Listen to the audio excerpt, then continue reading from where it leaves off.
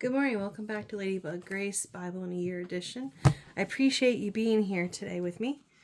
Today is Sunday, March 8th.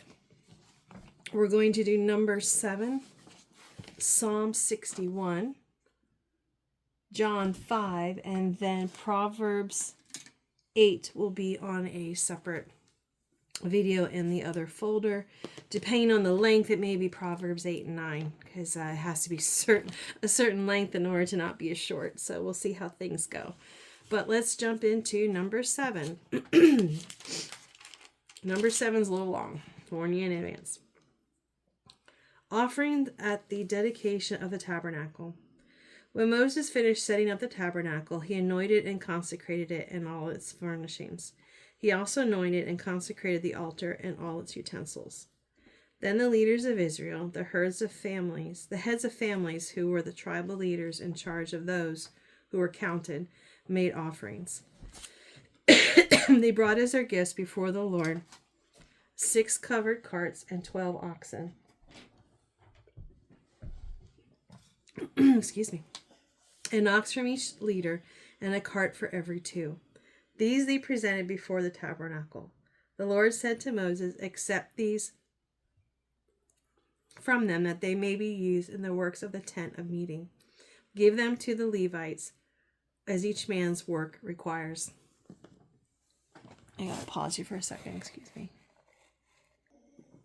Excuse me for that, sorry about that. So Moses took the carts and oxen and gave them to the Levites. He gave 2 carts and 4 oxen to the Gershonites, as their work required. And he gave 4 carts and 8 oxen to the Merarites, as their work required. They were all under the direction of Ithamar, son of Aaron, the priest.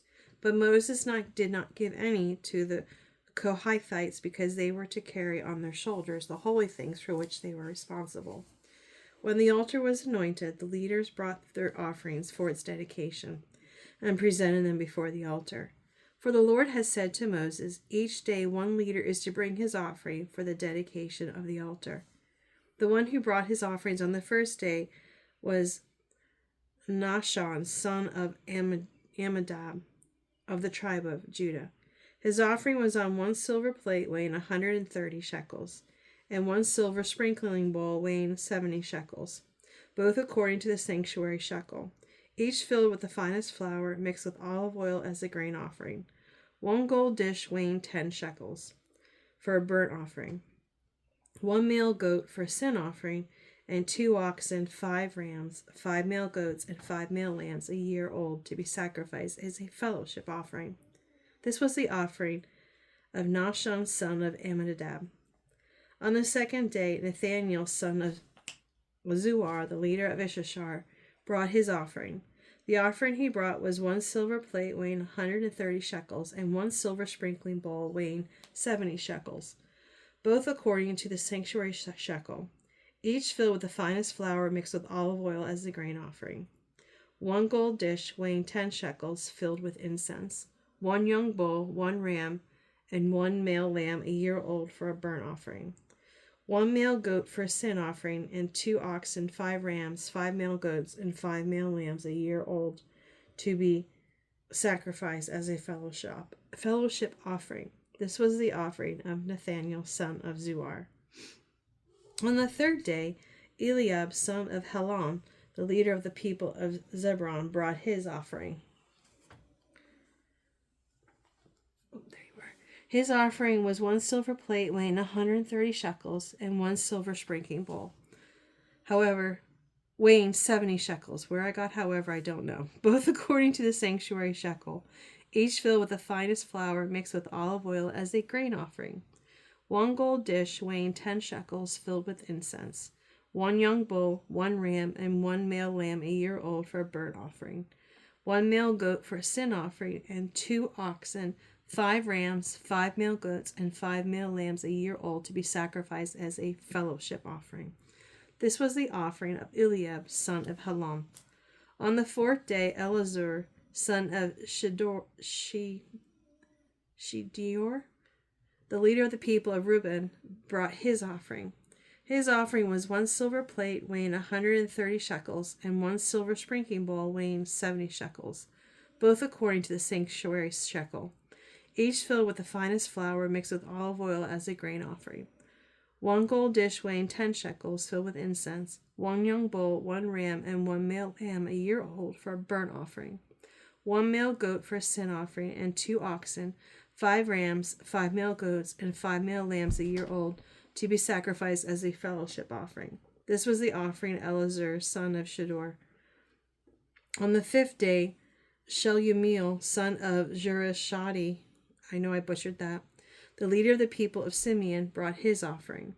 His offering was 1 silver plate weighing 130 shekels and 1 silver sprinkling bowl weighing 70 shekels, both according to the sanctuary shekel, each filled with the finest flour mixed with olive oil as a grain offering.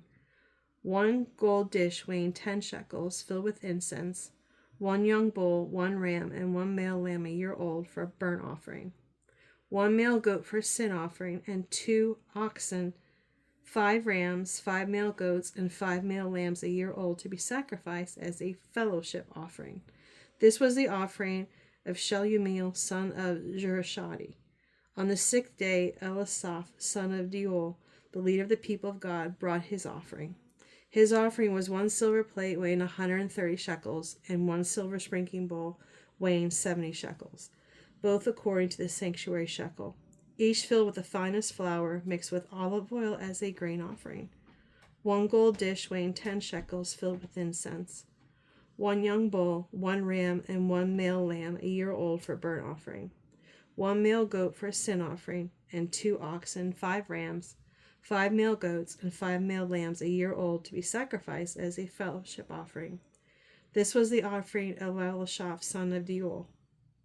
On the 7th day, Elishama, son of Ammihud, the leader of the people of Ephraim, brought his offering.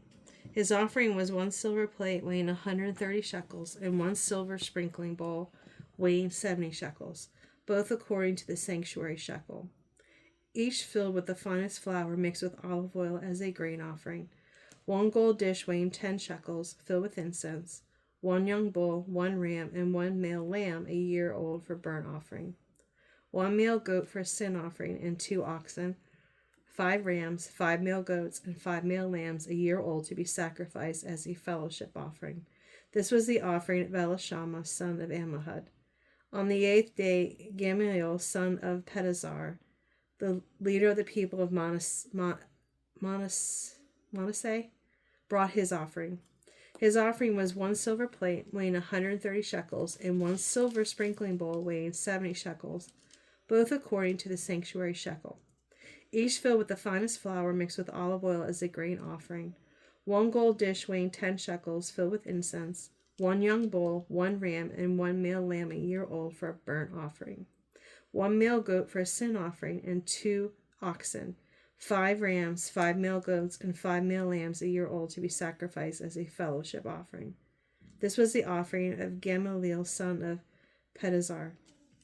On the 9th day, Abidan, son of Gideoni, the leader of the people of Benjamin, brought his offering.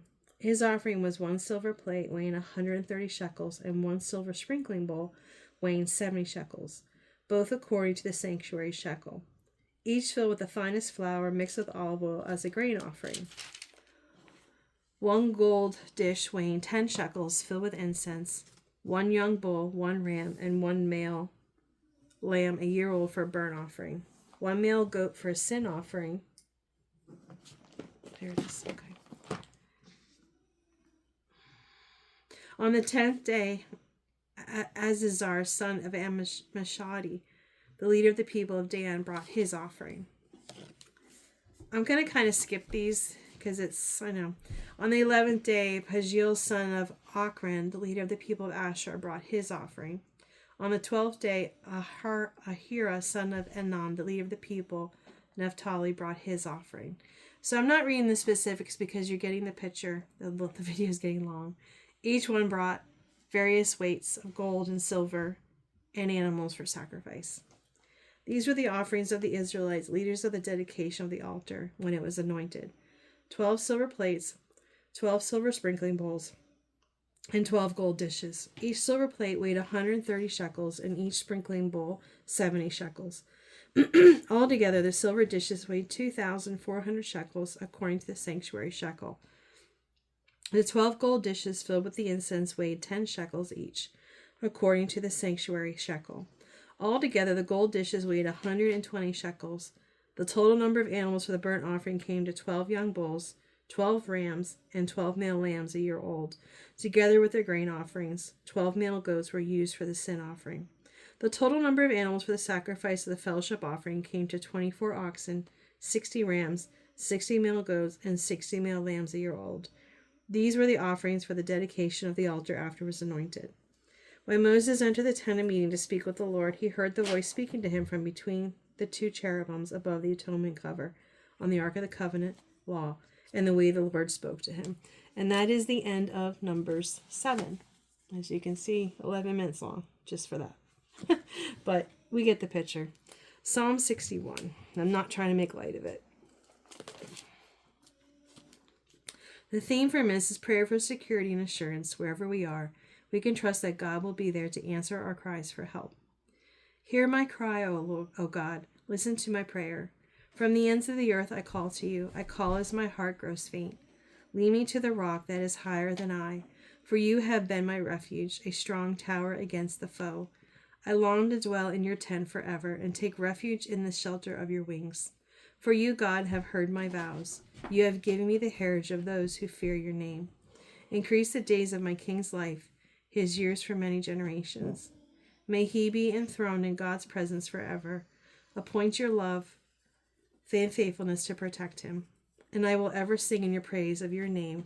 I fulfill my vows day after day. That is the end of Psalm 61. I'm going to go to John 5 now. Jesus heals a lame man by a pool. Sometime later, Jesus went up to Jerusalem for one of the Jewish festivals. Now there is in Jerusalem near the sheep gate a pool which in Aramaic is called Bethesda, and which is surrounded by 5 covered colonnades. Here a great number of disabled people used to lie, the blind, the lame, the paralyzed. One who was there had been an invalid for 38 years. When Jesus saw him lying there and learned that he had been in this condition for a long time, he asked him, "Do you want to get well?" "Sir," the invalid replied, "I have no one to help me into the pool when the water is stirred. While I am trying to get in, someone else goes down ahead of me." When Jesus said to him, "Get up, pick up your mat, and walk," at once the man was cured. He picked up his mat and walked. That the day on which this took place was a Sabbath, and so the Jewish leaders said to the man who had been healed, "It is a Sabbath, the law forbids you to carry your mat." But he replied, "The man who made me well said to me, 'Pick up your mat and walk.'" So they asked him, "Who is the fellow who told you to pick up and walk?" The man who was healed had no idea who it was, for Jesus had slipped away into the crowd that was there. Later Jesus found him at the temple and said to him, "See, you are well again. Stop sinning, or something worse may happen to you." The man went away and told the Jewish leaders, and it was Jesus that made him well. Jesus claims to be the Son of God. So because Jesus was doing these things on the Sabbath, the Jewish leaders began to persecute him. In his defense, Jesus said to them, "My Father is always at his work to this very day, and I too am working. For this reason, they tried all the more to kill him. Not only was he breaking the Sabbath, but he was even calling God his own Father, making himself equal with God. Jesus gave them this answer: "Very truly I tell you, the Son can do nothing by himself. He can do only what he sees his Father doing, because whatever the Father does, the Son also does. For the Father loves the Son and shows him all he does. Yes, and he will show him even greater works than these, so that you will be amazed. For just as the Father raises the dead and gives them life, even so the Son gives life to whom he is pleased to give it. And moreover, the Father judges no one, but he has entrusted all judgment to the Son, that all may honor the Son just as they honor the Father. Whoever does not honor the Son does not honor the Father who sent him. Very truly I tell you, whoever hears my word and believes him who sent me has eternal life. It will not be judged, but has crossed over from death to life. Very truly I tell you, a time is coming and has now come when the dead will hear the voice of the Son of God, and those who hear will live. For as the Father has life in himself, so he has granted the Son also has to have life in himself. And he has given him authority to judge, because he is the Son of Man. Do not be amazed at this, for a time is coming when all who are in their graves will hear his voice and come out. Those who have done what is good will rise to live, and those who have done what is evil will rise to be condemned. By myself I can do nothing, and I judge only as I hear, and my judgment is just. For I seek not to please myself, but him who sent me. Jesus supports this claim. If I testify about myself, my testimony is not true. There is another who testifies in my favor, and I know that his testimony about me is true. You have sent to John, and he has testified to the truth. That not that I accept human testimony, but I mention it that you may be saved. John was a lamp that burned and gave light, and you chose for a time to enjoy his light.